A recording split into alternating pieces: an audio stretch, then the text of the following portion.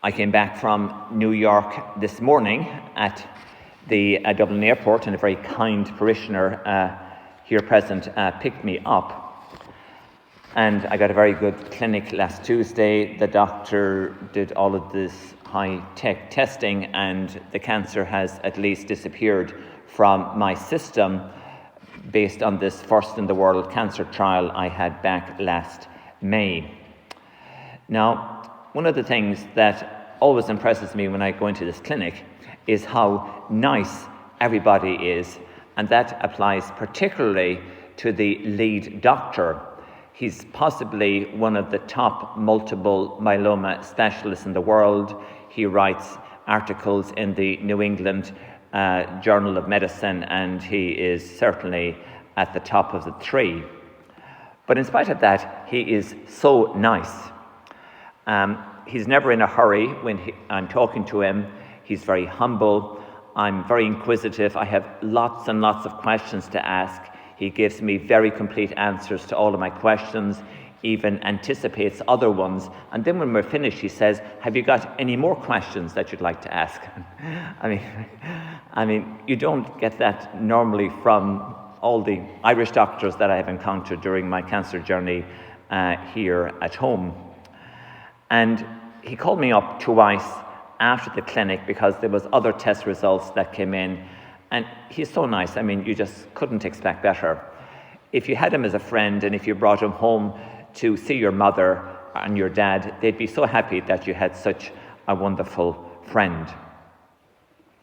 Now, assume for the sake of argument that I wanted a second opinion about my cancer, and I wanted to talk to an equally top world doctor, right? Okay? So what I do is I start looking around southwest Donegal, and I find the nicest person in the whole area, who is just as nice as my doctor over at Memorial Sloan Kettering. With this incredibly nice person I had found here in southwest Donegal be a world expert in multiple myeloma as my doctor is over in New York. Now, that question is a ridiculous question. We expect doctors, because of the dignity of their office, to be nice people, but just because you're a nice person to start with doesn't mean that you're going to be a top cancer specialist. I mean, that should go without saying. Now, I tell you this to illustrate a very important point. In today's secular world, there is a certain thinking that because you're a nice person, you are a Christian. And I ran into that visiting a friend over in New York last week. And this is not so. Being a nice person doesn't make you a Christian any more than being a nice person makes you a world expert in cancer. So what is the most important thing about us that makes us a Christian? It's important to know what makes a Christian, and it's important to know what it makes to be a top doctor and a top banker and everybody else, right? Okay? So let me answer that question, okay? The most important, essential thing that makes one a Christian is that we believe in Jesus. That's the number one thing that makes us a Christian. And to believe in Jesus isn't just to believe that he was a man who lived 2,000 years ago, like King Herod, or this Roman Emperor, Augustus Caesar. It is something else. Saving belief in Jesus is to have a trusting confidence in him as our helper, as our good shepherd, someone who loves us, and someone who is in our corner, who has our best interest at heart. And we could maybe take that beautiful psalm response that we just heard, "You are my refuge, O Lord," someone that we go to when there's a big panic and we know that we're going to get a good reception. "You are my refuge, Lord. You fill me with the joy of salvation." And this is the reason why when Jesus appeared to Saint Faustina back in Poland in the 1930s, and he commissioned this beautiful icon here of Divine Mercy, that he asked her to put at the bottom of that icon, "Jesus, I trust in you." That is what it is to be a Christian. It is to trust in Jesus. In today's gospel, we have a wonderful example of someone who believed in Jesus. We're told that this person came to Jesus, pleaded on his knees, and then he addressed his request. "If you want to, you can cure me." So somehow, from somewhere, he came to know about Jesus, and he had great confidence that this was a good man and a kindly man, and he had divine power in him, and if he could just get on the right side of Jesus, he'd be healed. And the faith that he had in Jesus was richly rewarded. As we heard, feeling sorry for him, Jesus stretched out his hand and touched him. And Jesus said, "Of course I want to heal you, be cured." And the leprosy left him at once. So how can this belief, this confidence in Jesus come about? Well, the leper must have somehow encountered Jesus in some other place, or maybe he heard about him, but there was a connection, a real connection between the leper and Jesus, and he appreciated his goodness and his power. So the same applies to us.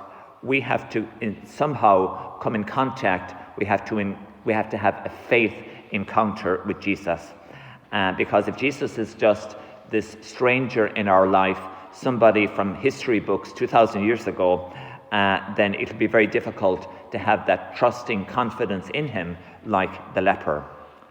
And of course, the more a friendship develops, the more that you can have trust and confidence in that person. So how can this friendship and this familiarity with Jesus grow? Well, the main approaches is we read the Bible, we access the sacraments, especially Holy Communion, and we come to adore Jesus, who is really present on the altar every Thursday evening from 7 to 9 o'clock. But the primary way that we come to know Jesus and we encounter him is through prayer. If you think about it, the trusting confidence that you have in all of your best friends is a result of you having spent tons and tons of time in their presence. And the longer the friendship and the relationship goes, the deeper the trust and confidence.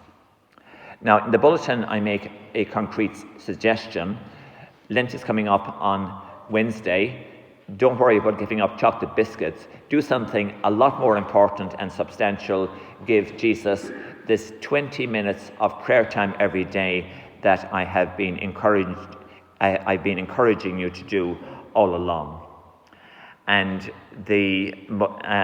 this importance of what it is to believe in Jesus is illustrated in what is possibly the most favorite verse of the whole Bible, namely John 3:16, which says, "God so loved the world that he gave, or he sacrificed his only son, that whoever would believe in him would not perish, but would have eternal life."